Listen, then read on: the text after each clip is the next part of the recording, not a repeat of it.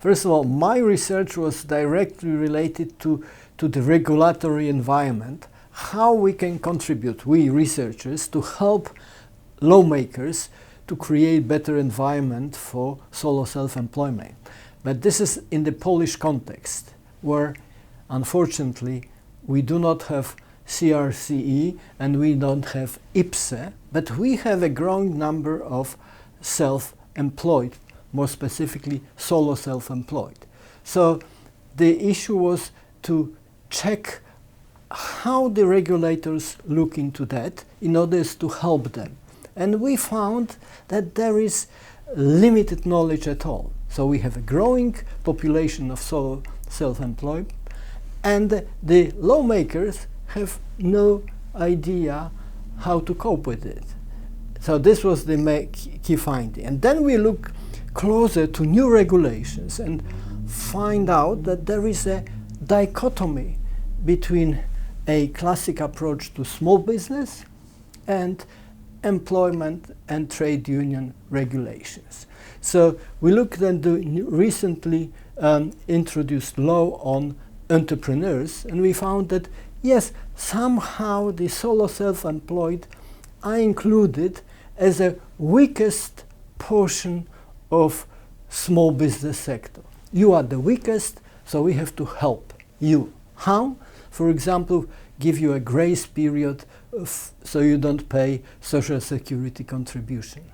You can discontinue as an entrepreneur your activity, which is something against the principle of continuity. And then we look on the recently debated new labor law, and we found that it is influenced by trade unions. They say if you are solo self-employed, and remember we do not have IPSE, they say don't worry, come to us, we will embrace you.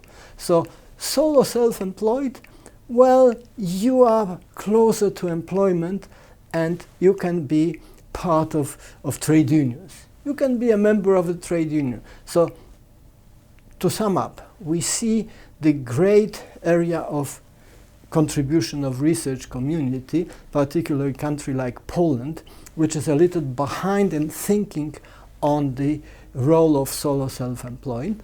And this was important lessons, because based on that we will be able, by understanding better how regulators think, to influence directions of future regulatory environment.